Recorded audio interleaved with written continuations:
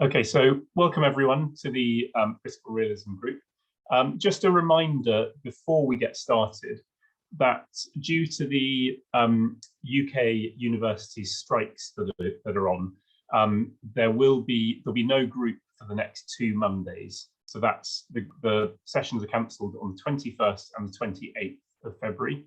And you'll see just in front of you on the slide, I've put the other dates. We've just moved all the dates back, back a couple of weeks. Just to qualify that, if anyone's wondering if we are crossing the picket line, because there is a strike of some universities on the 14th on today. Although UCL isn't taking part in that strike, not all universities are part of that part of the strike, but the main strikes are on the 21st and 28th. Now, obviously, if the strike is successful in the first round, then we may end up being around for the 28th, but we'll give you plenty of notice for that. So moving on to the subjects of today's session. As ever, we've got Priscilla, who's going to be talking to us today about MELD and various other things. It's a really important session, this, for people wanting to learn about a sort of fundamental, I suppose, I was going to say basic, but it's not basically a fundamental structure to critical realist research. And then Rosa is also going to be talking to us about some of her research. So I'll give Rosa's a fuller introduction of Rosa when we come to her session. So we're going to have Priscilla talking for 20 minutes to half an hour. We'll have a few questions after that. Then Rosa is going to talk to us for about 20 minutes and a few questions after that. And then before we go into the breakout rooms, I'm just going to talk you through one of the people who's attending these sessions research, because they kindly sent in a PowerPoint slide as we asked for.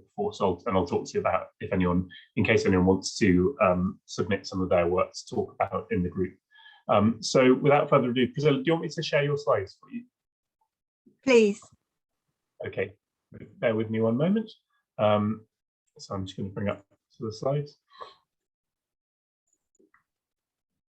I think I need to start about slide 3 then, Rob. Okay, coming up.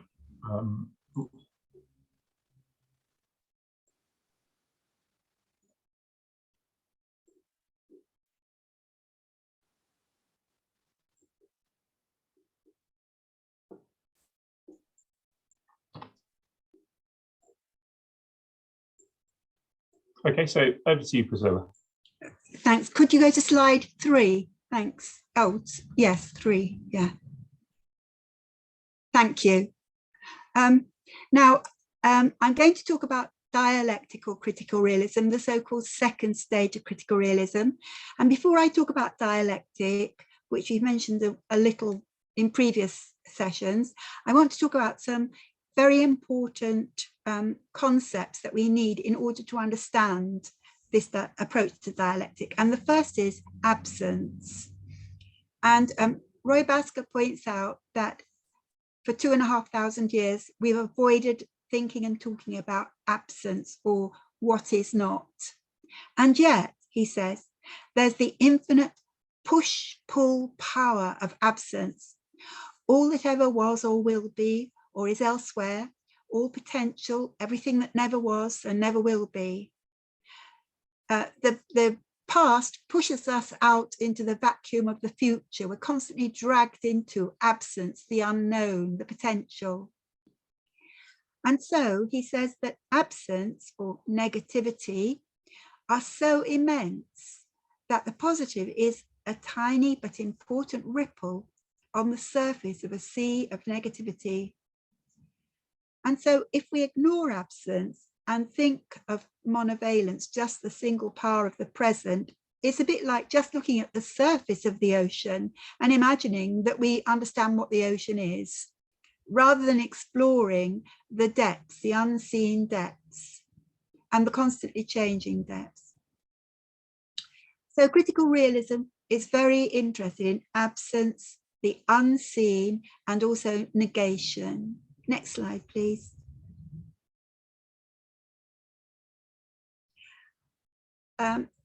Monovalence, mono meaning one, single, and valence meaning values, the single power of presence or evidence.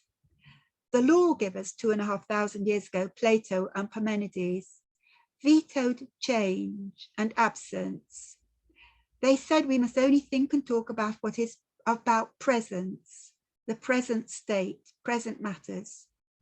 And we see echoes of it today in research that emphasizes evidence-based. We must concentrate what is empirical, seen, felt evidence and proof. However, absence, vacuum, emptiness, they're all essential for movement around entities and within them. If the world was too packed with presence, there'd be no movement allowed for change. As you could see on the slide, between every word, there's an empty space, an absence of letters, which helps the text to make sense. It'd be so hard to read if all the words were run together. So the opposite of this monovalence, the single power of presence, is polyvalence, poly for many, and thinking about the values of both presence and absence and how they interact. Next, please. Absence is a great power. People say nothing can come of nothing. However, the nothingness of the monsoon that never arrives means that the crops fail, animals and people die, there's mass migration, there may be conflict over very scarce resources. All sorts of huge problems arise from the missing monsoon. So beyond the actual and the empirical, we need to look in research at absence and at real but invisible causes. There's also the loss and begoing, the opposite of becoming after absence. And for instance, when you regain your health, you lose the infection or the tumor or your depression. So that gains almost always are accompanied by some kind of loss as well as transition. And we don't often attend to this, what's missing, what's gone, but they are very important. Next, please. Basker also pointed out the difference between difference and change. Here is difference. X and Y change places, but otherwise they're completely unchanged, they're intact. Next one, please. However, transformative change involves far more than moving things around. It's about activity, but also motive, transformation, emergence, about risk and loss and gain. And to give you an example, from nearly 1960 to the 1990s, getting on for 40 years, there was a great campaign while hospitals slowly began to allow absent parents to be allowed to stay with their sick child and sharing giving care, because before that they were banned as infection risks, especially on operating days, the time when children needed their parents most. Now, this great long decades of campaigning meant that there had to be a gradual change in the values of the nurses, particularly, and the doctors, in their attitudes, their practices, their beliefs that parents are a nuisance and better out of the way. There had to be new spaces made for parents to sit and to rest, putting in folding beds next to the child's cot, for instance. The nurses changed from wanting to exclude the parents to learning that to really care for the children, they needed to welcome and respect the parents. So the managers altered the policies and the funding to pay for spaces and support for parents. There was new nurse training and support about working with parents. There were new relationships of respect for parents as experts in their child. There were new standards of parents' informed consent to treatment, because the parents were actually there when the doctors were talking about what to do, rather than being far away at home. And yet there was also continuity as well as change. There were the same people, professions, practices in the same hospital buildings. So transformative change involves both sustaining but enabling, sustaining the present system, but also enabling it to transform and change. And this example is very pertinent to Rosa, we'll be talking about later. This is about the UK campaign. Next, please. Another important concept is emergence. And this again involves change, but with continuity. So hydrogen and oxygen mixed together make water. They completely change. Originally, hydrogen and oxygen feed fires, whereas water quenches them, puts them out. So the emergence of water from the original elements means a completely different entity.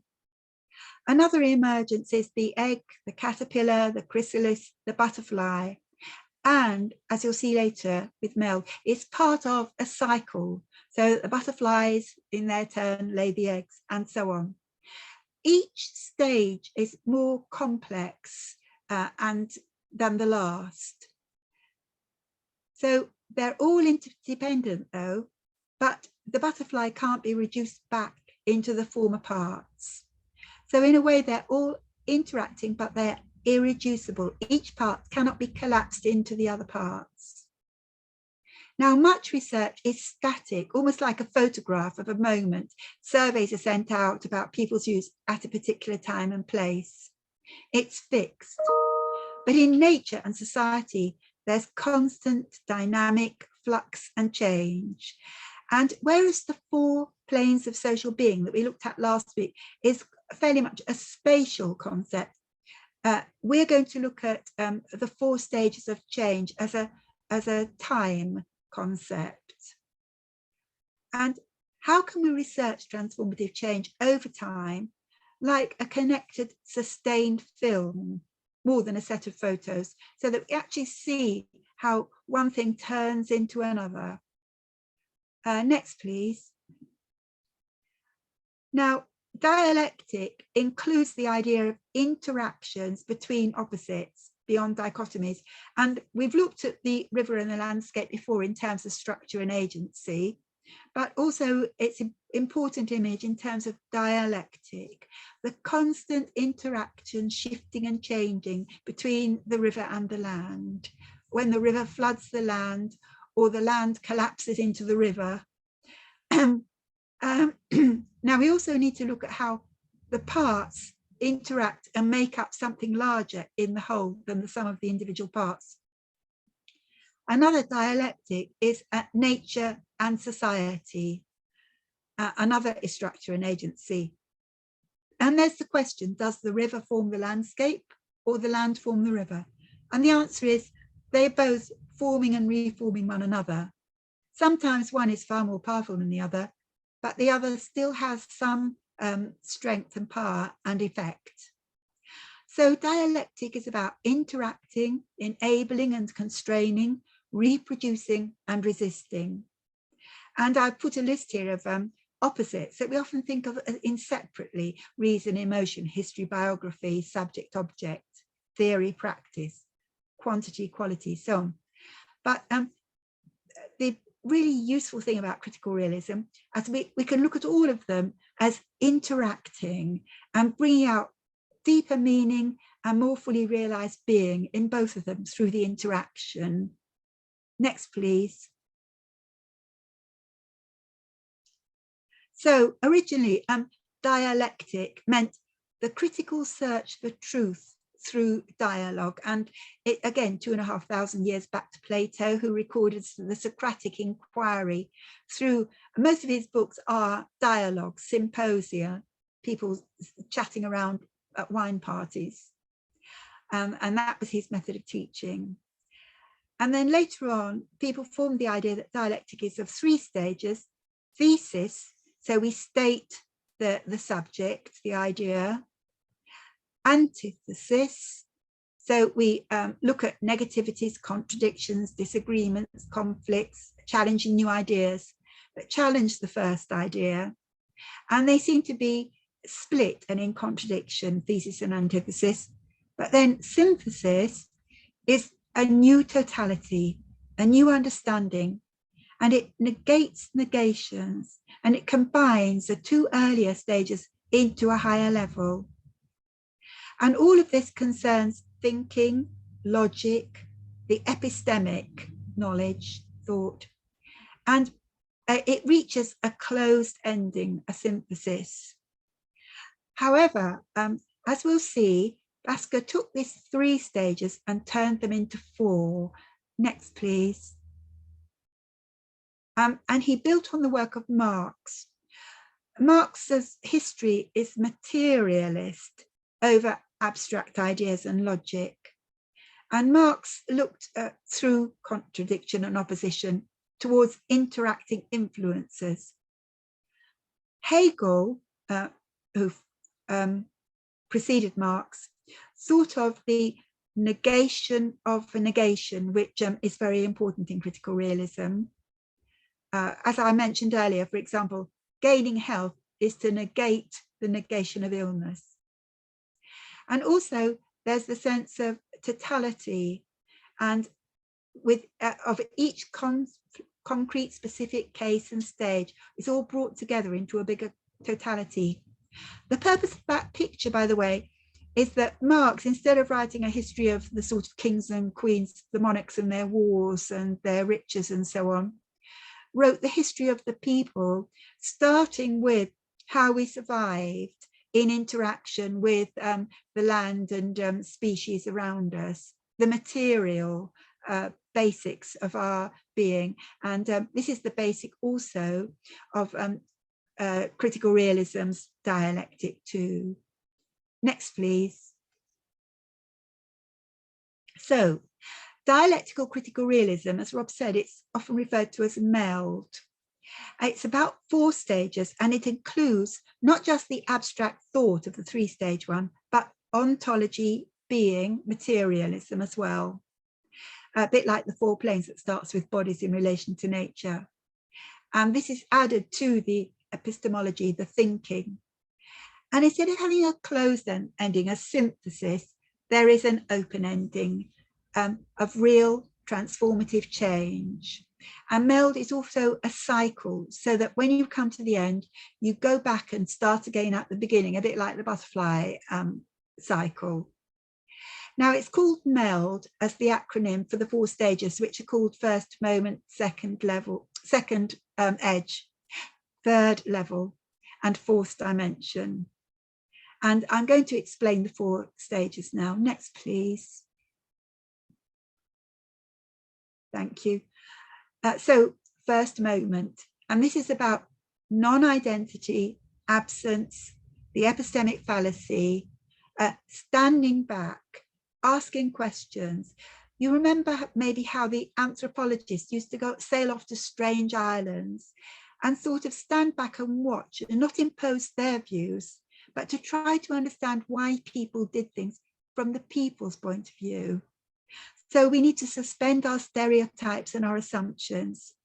And we need to try to grasp the reality, the ontology of our research. Non-identity technically means don't identify things, impose your meaning, your identity. Search for it, as the anthropologists did, or as doctors do. They look at all the symptoms and they don't say, oh, it must be this. They carry on searching and searching until they see that the pattern in the symptoms firmly and strongly suggests a particular diagnosis. The last thing you want is a doctor who, as soon as you walk in the room, assumes he or she knows exactly what's wrong with you. Second edge is again about negativity and about power too, the negative oppressive power. So second edge, again, if we're doing research, the first moment is a bit like doing your literature review, planning and designing your research. Second edge is you intervene. You go into your research site and start collecting data. And you recognize absence, need, suffering, contradiction, missing, absent care. I mean, fortunately, most researchers don't go into pubs and find out how happy people are and enjoying life, do they? They usually go into scenes with problems and difficulties, and they set about trying to find out what the problems are and what can be done about reducing them. And there we need to look at the negatives of needs and problems and suffering, and also the contradictions. Are people claiming one thing but doing another? Rosa will be talking about this. Is there missing, absent care when there should be really thoughtful devotion? And also, researchers then intervene to negate negations, to absent absences. Absenting an absence is like a doctor saying your health is absent in the illness, but we're going to absent this illness, this absence of health, in order to restore your health. I'm sorry it sounds a bit argumentative and so on, but Roy Basker was trying to point out that people haven't been thinking enough about what's missing, what's unseen, and what's absent. And as researchers, we really need to observe all of this and then observe any interventions and their effects. Next, please. So we go on to the next two stages. Third level, or open totality. Now, when you have collected your data in your research, you then look at the bigger picture. You start your data analysis. You look back to your literature and relate it to your findings. You try to form a much larger, deeper understanding of what's going on. And you also think about how limited data often is. Think about the whole person, the whole family or community or state or culture or globalization and the political and economic context. Now, if you've got a low-funded, short-term, small project, you can't do all these things with primary research, but it's very important to read around your subject so that you can draw on much larger studies and thoughts, historical, international, to get the big picture, the totality more of your work. And then you move to the fourth stage. Fourth dimension. Praxis means practical change based on knowledge. And it's also about self-transformative agency and power one, creative, constructive power. And it's working towards freedom in solidarity and justice to promote health and well-being. So fourth dimension is about movement and change. And also, if there is going to be real change, there has to be new self-awareness, all working consciously and intentionally for real change. I mentioned the change in the hospitals to let the parents in, and there had to be great changes in people's self-identity. The children's nurses had to rethink themselves as partners with parents in the child's best interest, not defenders of the child against the nuisance parents. And the parents, many of them who had believed the nurses that they should stay away, had to get new confidence and assertion, and also life became much harder often when you're going to stay in hospital for days, even weeks, to organise all the rest of your life. There are new challenges and difficulties which need great transformative change. And then, having made these four stages, then the idea in critical realism is not to close and end, but always to go back to the beginning and see what have we learned from our progress and how can we apply it. So next one, please. I'm going to explain how important MELD is with what I call malign MELD, which is the misuse of MELD. So governments start at 2E, negate and intervene. Refugees, send them back home or build a wall, as President Trump said.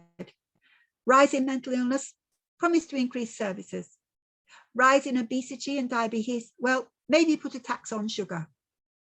So it's to deal with and pacify, and it works at the empirical level of views and reactions and the mass media and lobbying and what people want, and the actual level of the obvious evidence and the problems and symptoms and effects. There they are, the refugees waiting by the wall, but it misses the real causal mechanisms. So if we move from benign MELD to malign MELD to benign useful MELD, next please. Oh, I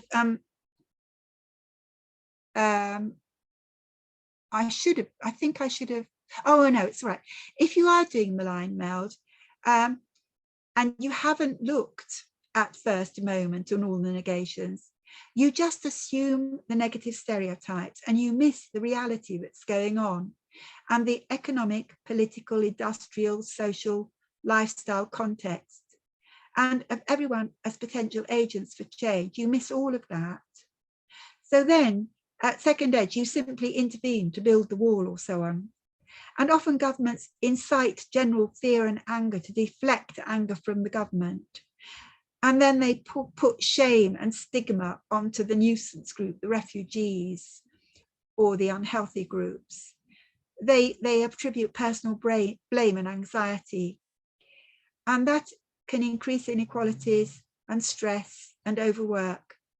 For instance, they sell school playgrounds and playing fields instead of thinking of the long-term health and well-being of the school children. And they neglect public parks and planning for healthy cities.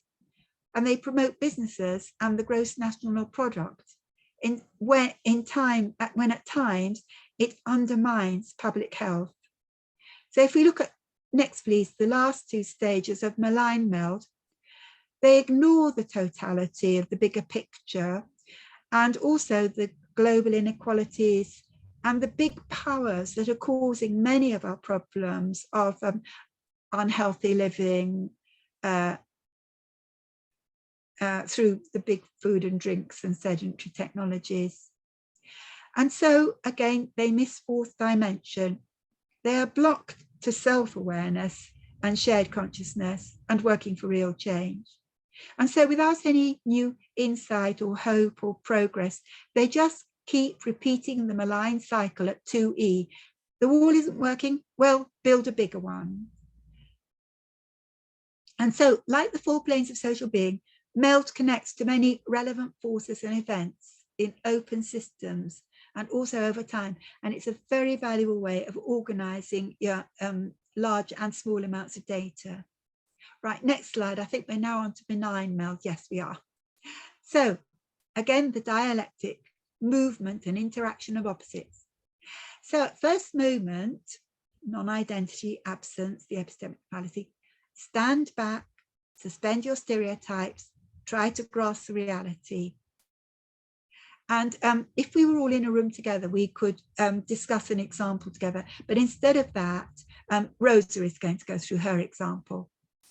So at 2E, there's the importance of recognizing absence, need, suffering, contradiction, the missing care and prevention and health promotion, and the absence of moving to intervene to negate the negations and cause and effect in really effective, informed ways.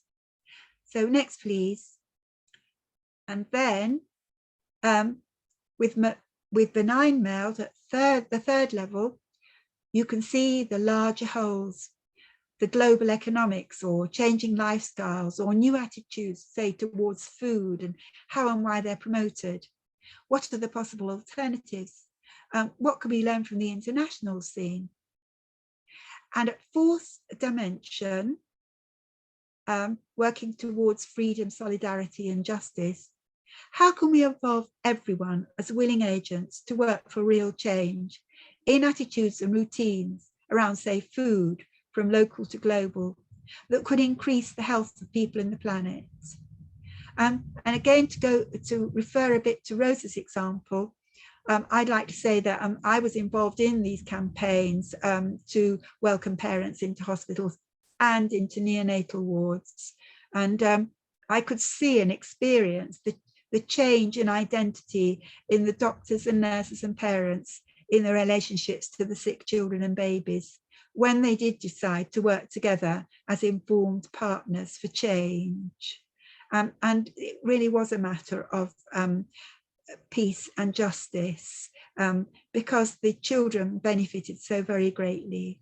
Next, please. When you go into the breakout rooms, what you could do is on paper or on the screen or talking together, work through the 4 stages and think about your research. But now, rather than taking questions now, I think it'd be good if we went on to Rosa's example, Rob, shall we? And then we'll take questions together, because Rosa will very much fill out the outline I've given and may well be answering some of the questions that you all have. Yeah, sounds like a good plan. Just one thing I thought might be useful, because we've got plenty of time today, was just to highlight, you just mentioned at the end, Priscilla, how you've been involved in a lot of these campaigns to allow parents to have access to children, through doing that to improve the care of children. And some people here might be interested to know that I was fortunate enough to get a preview of an interview that Priscilla's done for the Journal of Critical Realism, talking about her work over the last, well, how many years? Is it 3 decades? Oh, more than that. Maybe four and a half decades. But just one thing I wanted to highlight from that is that there are, if anyone gets a chance to read it, they must read it, because it's incredible. Some of the sort of the accounts of what the parents were going through before they had access to their children in these times of great distress are incredibly traumatic and very moving. And it's very moving, Priscilla, that you've managed to help so many people and still continue to, through your research, help them this. But you mentioned something that I found fascinating, is that you only found critical realism really after you retired quite recently. Do you want to just tell people, just very briefly, how that changed your approach? Oh, enormously, because I become more and more concerned about the limitations of interpretive research and of positivist research. And with Rosa, I work in a research unit which is very much dominated by the Epicenter. Some of you may have heard of it. It's very famous, and it's based on positivist research about all social matters, education, crime, health, all sorts of things, doing randomized trials and systematic reviews. Some of the work is important, but I think it raises very great problems, which we've discussed. But I retired in 2009, and that gave me time, because, as all of you know, critical realism is hard work, does take a lot of thinking and time and reading, doesn't it? And lots of researchers like Rosa, working from one project to the next and trying to keep up all the time. Most people just, and lecturers indeed too, just haven't got the time for it. But I do hope our course simplifies a lot of the problems and difficulties and clarifies them. And I do hope many of you, especially those lucky enough to be doing doctoral work and having time to study and reflect critically, I do hope this is, you're making the most of this opportunity in your life. Thanks very much. And I think, just to speak to that point, that Priscilla's absolutely correct, that it does take hard work, and it does take thinking time. But actually, once you have gone through the process of starting to appreciate the world in a critical realist manner, I'll give you a very brief, quick example. Is that I was writing a paper with a colleague the other day, and we'd agreed that it wasn't specifically critical realist, the paper that we were writing. But as I was writing it, I realised that the understanding of the world that critical realism offered was invaluable in what we were trying to write about. So it did end up creeping in anyway. And I think once you've started to look at the world that way, then it does creep in, and you do start looking at the real more. Anyway, without further ado, thank you very much, Priscilla. We'll move on to Rosa, and just a very brief introduction from Rosa, but she'll tell you a bit more about her research and etc. in a moment. But I met Rosa a few years ago when I was on the critical realism, studying on the critical realism reading group, as you all are now. And for two reasons. Two things I just wanted to mention was that firstly, that Rosa's research was incredibly powerful, incredibly moving, what she was looking at when she described it to me on the course. And I don't think it was just because of my positionality, but it was very moving hearing her talking about these parents and their access to their children and their representation by the doctors in neonatal units. But it was around the same time that my wife and I were having our first child.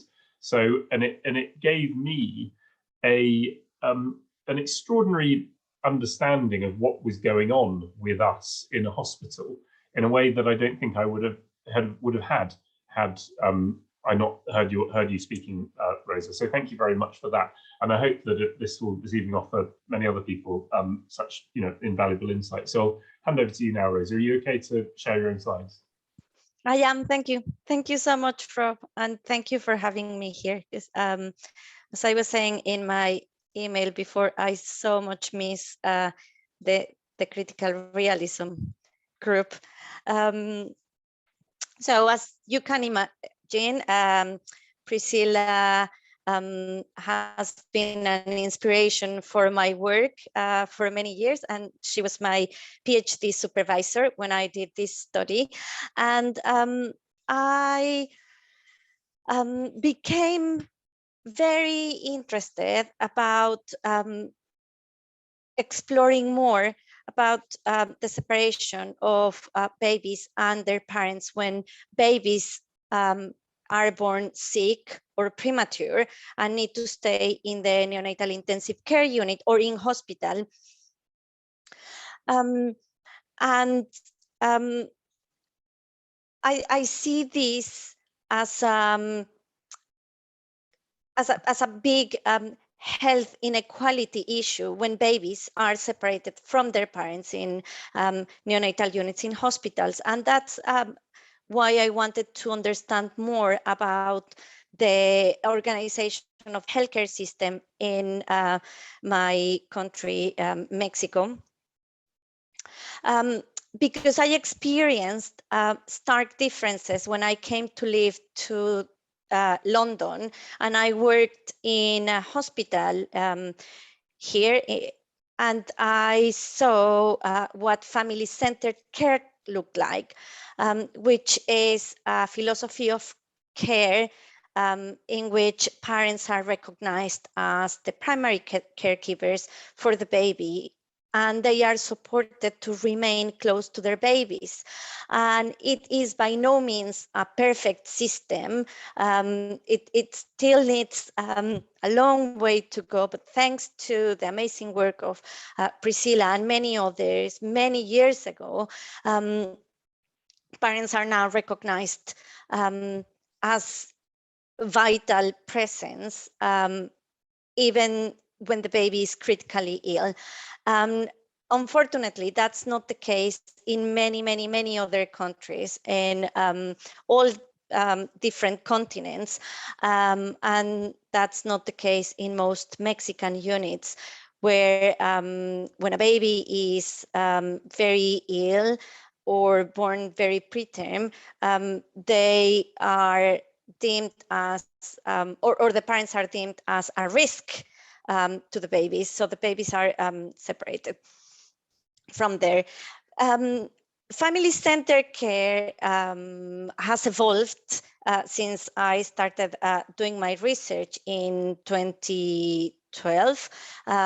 So we now know it as family and infant and family-centered developmental care, which involves a bit more knowledge about the developmental needs of very early babies. And more recently, the WHO has coined the term of nurturing care. And nurturing care is or involves being careful about adequate nutrition for the baby, and specifically supporting mothers to either breastfeed their babies or feed breast milk to their babies.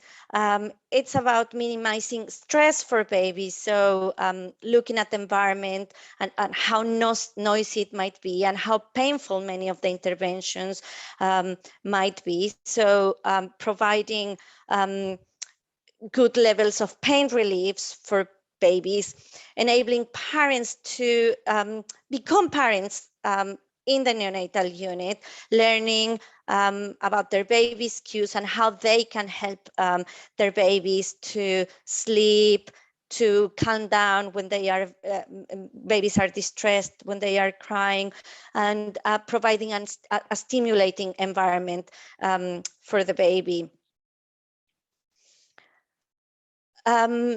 What we know about this type of care is that the family-centered care practices vary extremely, both between and within countries. And this is the different countries have different levels of support for families to remain with the babies, but even within the countries, the hospital care varies. And even where services are well resourced and the principles of family-centered care are widely accepted, there are gaps between policies and implementation with poor understanding of how to translate research-based recommendation into practice. And I think in countries like Mexico, for example, this is one of the main problems. There is, or healthcare professionals see a huge gap between research-based recommendations and their own practice and how they can bridge this gap. So that's why many healthcare professionals around the world still struggle to implement the principles of family-centered care into practice. And this results, as I mentioned before, in inequalities in healthcare provision that limits opportunities for many parents to engage in these potentially life-saving interventions like breastfeeding and kangaroo care, which refers to a type of care where parents place the baby, the naked body of the baby on their naked chest, and it has a lot of benefits for the babies in terms of health. And this separation also denies babies the enjoyment of the highest attainable standard of care in healthcare. So through my PhD study, I wanted to understand more about the underpinning beliefs and perceptions that might influence how the healthcare is organized in Mexico. So I wanted to examine beliefs and perceptions about baby strengths and sensitivities in the neonatal intensive care unit. I wanted to examine also beliefs and perceptions about and current practices of parents' participation in caring for the babies when the babies remain in intensive care, explore how hospital organization, local healthcare policies, and the socioeconomic context impact on current practices of caring for babies in Mexico, and identify possibilities of change towards the baby-led type of care. And I went on to do an ethnographic study for 11 months in 2 hospitals in Mexico, in 2 different cities. These hospitals were of 2 different levels of care, secondary and tertiary level. So tertiary level referring to babies who needed the most specialized type of care, and secondary level, which still looks after very sick babies. And I administered a survey to healthcare professionals in a sort of exploratory phase of the study, trying to understand how they viewed babies and the families, and the importance or not of helping parents to be involved in the baby's care. I interviewed 29 parents and 34 members of staff, and I did repeated observations of episodes of care of 29 babies. So this is, I followed 29 babies during several days, and I recorded all sorts of interactions between healthcare professionals and babies, or parents and babies, and also healthcare professionals and parents. And I systematically measured noise levels in the hospitals, and examined documents, and attended lots of doctors' meetings and continuing education workshops for medical staff, but also for parents. But I also tried to be fully aware, well, as fully as possible, of the social, political, cultural, and economic context of that time in Mexico. So that meant also reading the news constantly, having conversations with other people outside the hospitals. For example, people working in organization advocating for parents, and just trying to go to sources of data when I thought it was important, even if it was outside of the hospitals. And all that information was included in my PhD. I situated my research within the sociology of childhood and children's rights area, and I was from the beginning, from the outset of this study, trying to understand how newborn babies fit within the Convention of the Rights of the Child, when sometimes rights seem to be in opposition with one another. Like, for example, the right to life, Article 6, seeming to sit in opposition with Article 9, the right not to be separated for parents, and how does the best interest of the child play a part in all this. But even before going into the convention, from the preamble, it is difficult to understand how this treaty applies to newborn babies, very sick or preemie babies. And I'm not going to read the whole preamble, but just the highlighted words such as well-being, happiness, peace, dignity, tolerance, freedom, equality, and solidarity. What does that mean when you are newly born, when you are very sick, where you are remaining in hospital? So on the first moment of non-identity, which entails, as Priscilla just said, an investigation of the social and natural world, independently of our understanding of it. And what it means is trying to take distance from what we already know, what we already understand, and trying to understand, in my case, well-being for babies at the different levels, and moving from the empirical and actual to the real levels. What does it mean to be well when you are very sick and you have to stay in hospital and you don't have a voice of your own, for example? So I did an examination of well-being from, for example, the philosophical perspective, from traditional philosophies, going from eudaimonia to eudonia. I looked at the different indexes that measure well-being in children, from psychological to economic, trying to understand how well-being is defined and how it applies for these babies. I'm not going in detail through it, but just thinking about very fragile babies, I think the concept of natural necessity in critical realism is very relevant and important. So at physiological level, babies do need to have expert medical treatment, and that's why they have to be in hospital, they have to remain in hospital, and there is no doubt about it. And there is no doubt that the medical professionals in this unit work extremely hard to help babies.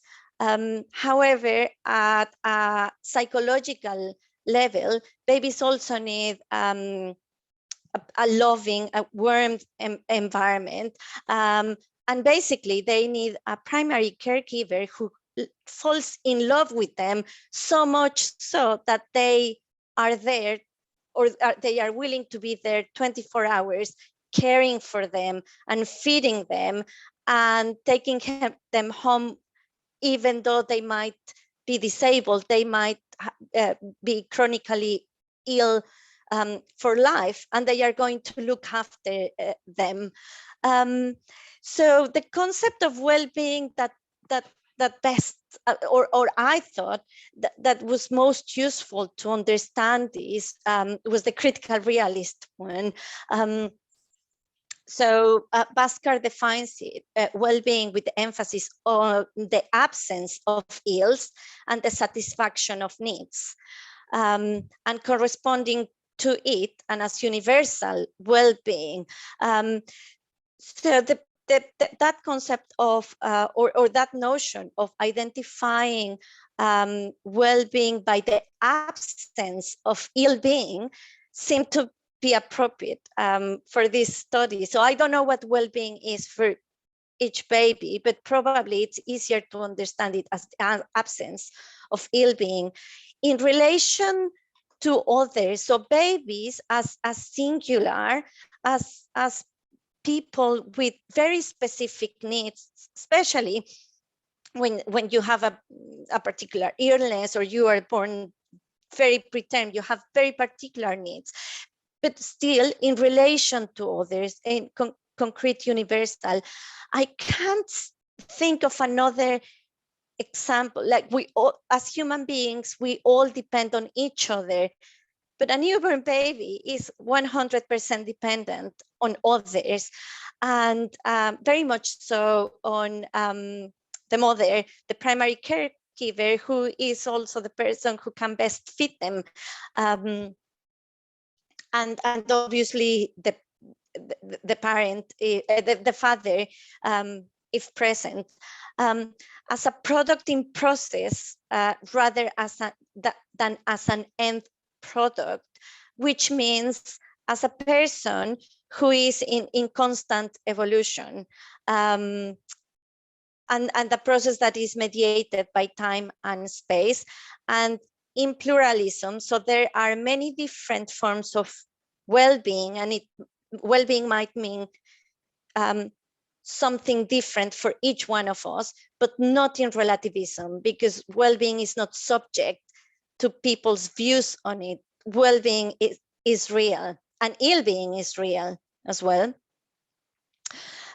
So after having exhausted this concept of well-being and identifying the best definition for my study, oh yes, and I wanted to show this picture because I really feel this is from another project that we did, where parents shared with us pictures of what it meant for them to be a parent in the neonatal unit.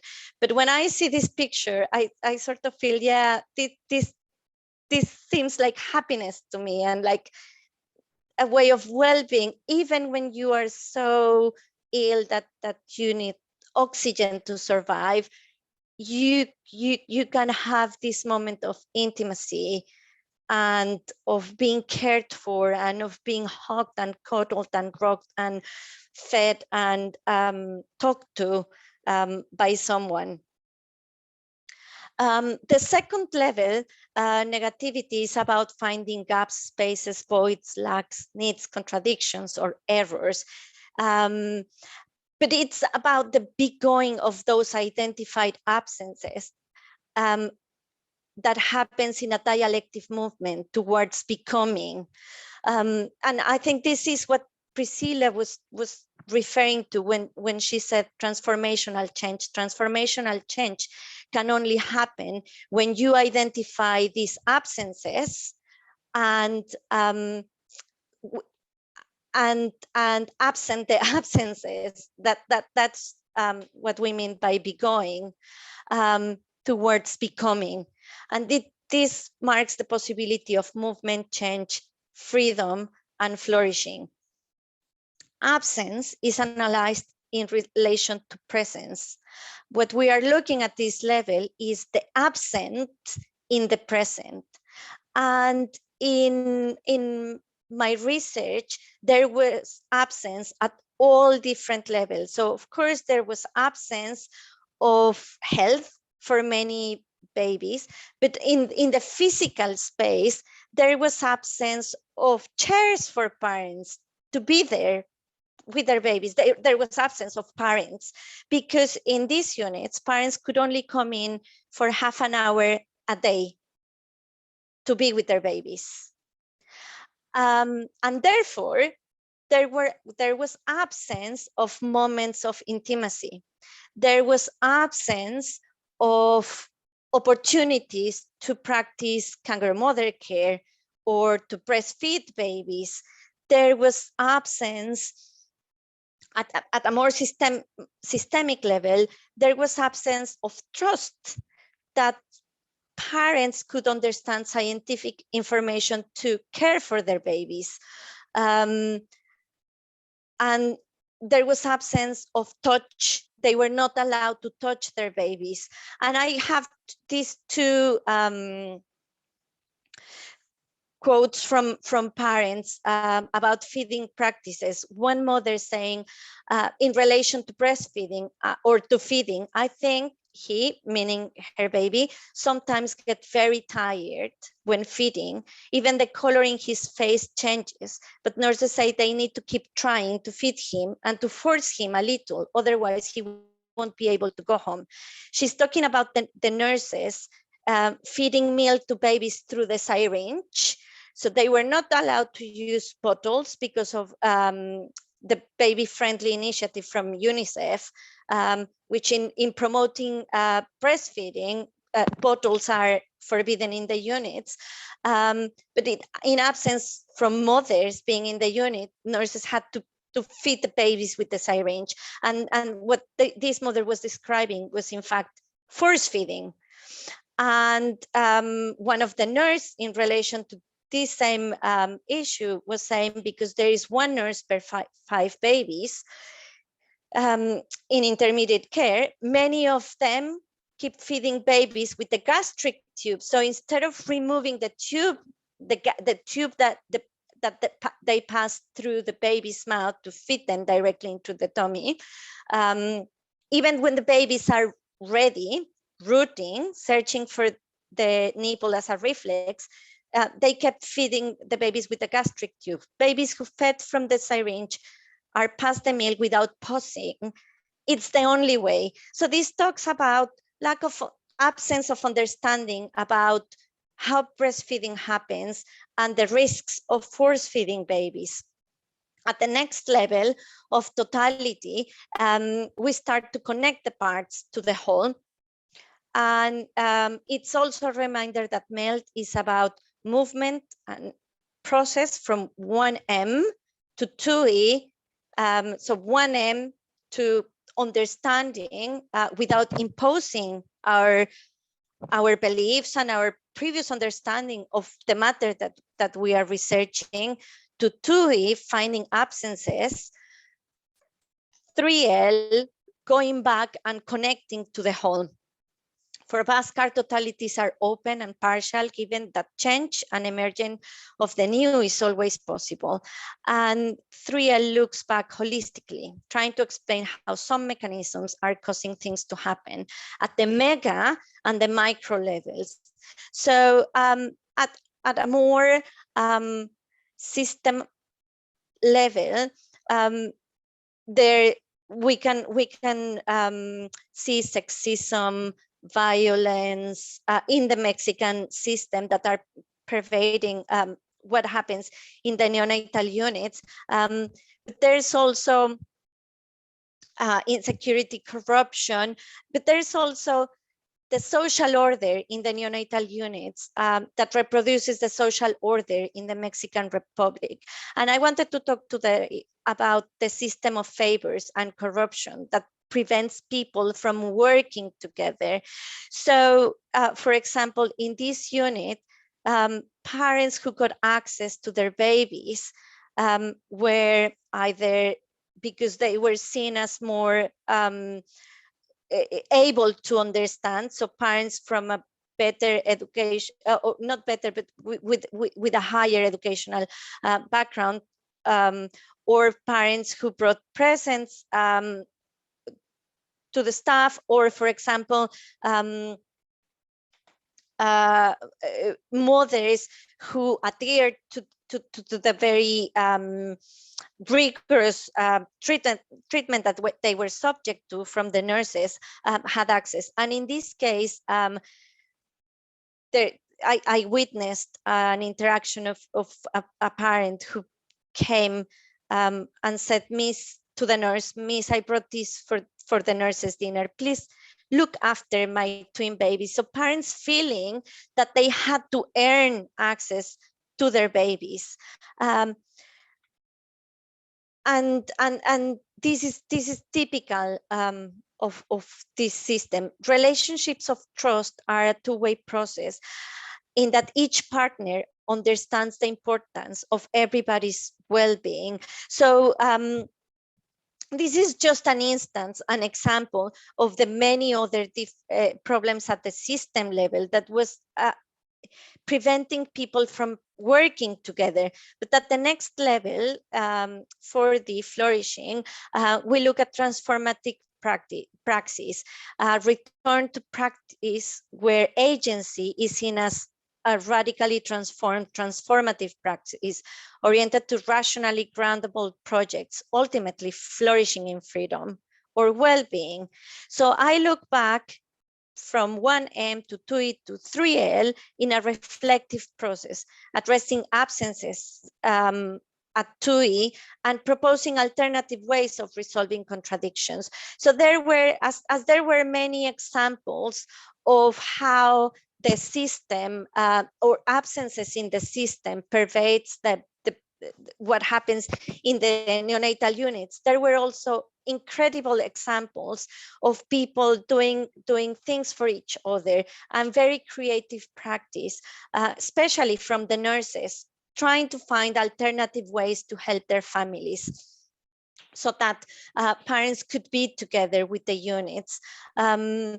So I'm going to go just into the next slide to move forward today. But so once we are able to look at what happens in the neonatal unit from the interactions, maybe referring back to the 4 planes of social being, from the biological to the social to the system level and the inner being, I was able to identify absences, for example, in guidelines.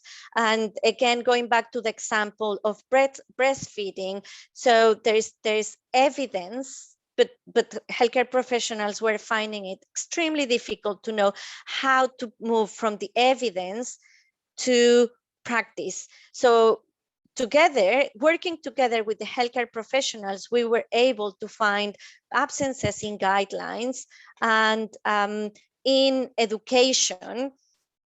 And going back to this examples of creative practice where the nurses had already been able to help families despite all the difficulties.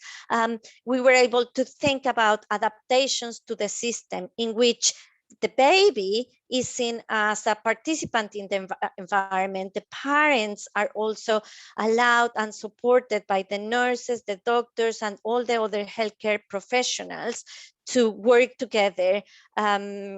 So by the end of the research, they had thought about how they could how they were given funding, for example, to rebuild one of their neonatal units, and they thought about a family-friendly unit, and they talked to architects so as to become a more family-friendly hospital. They bought noise meters to reduce levels and make the environment less stressful for the babies. They thought about how they could work together with parents, and they started making a plan on how to do it. And I would just finish by saying I think this is still relevant today because COVID-19 has brought about, again, difficulties in bringing together parents and babies. There are competing interests between infection control and the family-centered care teams in hospitals around the world. There's inconsistencies in guidelines, whether newborn babies, especially at the beginning of the pandemic, should be breastfed or not when the mother was positive with COVID-19, risk adverse practices that meant that in different hospitals, which meant that care was inconsistent, even in localities in the same cities, and lack of evidence regarding how babies will be affected by some of the interventions, such as keeping a mask on, a face mask on for the duration of weeks, for example, when parents tested positive, etc. So I will just stop there. Thank you very much, Rosa. And we've just had lots of comments coming in to say how helpful that was, and how I think that worked really well having your presentation after Priscilla's. So thanks very much. And your research is fascinating as ever. And I think the final point that you make on, and you were saying, we were chatting before you started on sort of looking into the effects of COVID-19 on healthcare in general, all these situations, I think really speaks to what Priscilla was talking about, malign and benign MELD. I think we can see very clearly how all of us have probably at times been incredibly frustrated by our various governments' responses to COVID-19. And all of those, if you consider that Priscilla's malign MELD, that they all are missing that first moment of considering what's really going on and taking time to consider what's going on. So thank you very much. Priscilla, if it's all right with you, I think I'm going to skip the short presentation that I was going to do, because it would be good to get on to some of the breakout rooms. But before we get to that point, would anyone like to ask either Rosa or Priscilla any questions before we split up into breakout rooms? Just give you a moment to think about that.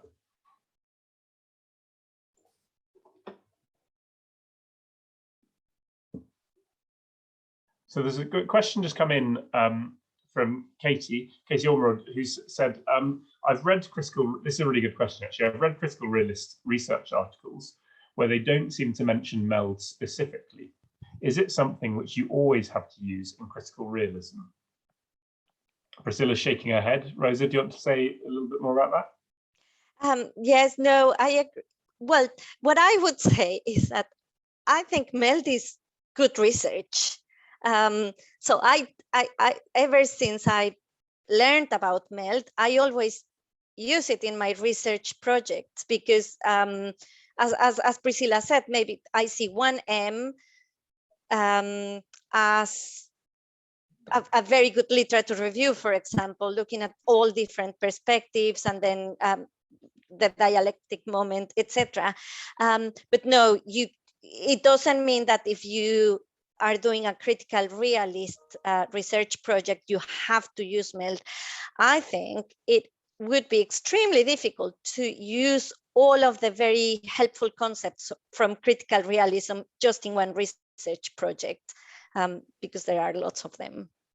Yeah, and I just want to add to that when I early on in my PhD, I used MELD, and I'll be talking in a few weeks' time about MELD-Rs, which is an extension of MELD. And I used it initially, but like I was saying before, it's one of those concepts which ends up kind of underlaboring your thinking more generally. So you'll often find that even if people haven't mentioned it specifically, if you were to analyze their papers, they probably, or their research more generally, they probably have adopted some form of that process. Okay, yeah, so Casey's saying, yes, worrying that we had to apply all of the concepts. Yeah, absolutely not. You definitely do not have to apply all the concepts. And I think they're all lots of the concepts you'll just find are helpful, and they'll kind of spring to mind as you're working through your research. Any other questions before we move on? If there aren't any, we've not got very much time, so I'm going to put everyone into breakout rooms, but I think we'll just do it for 10 minutes now. So 10 minutes in breakout rooms, and kind of pertinent to Rose's talk, I can hear my children shouting downstairs, so I'm not going to be too long, so I want to get back to them. Yeah, into breakout rooms now. Will be 10 minutes, so back in 10 minutes. So just talking about your research and how you feel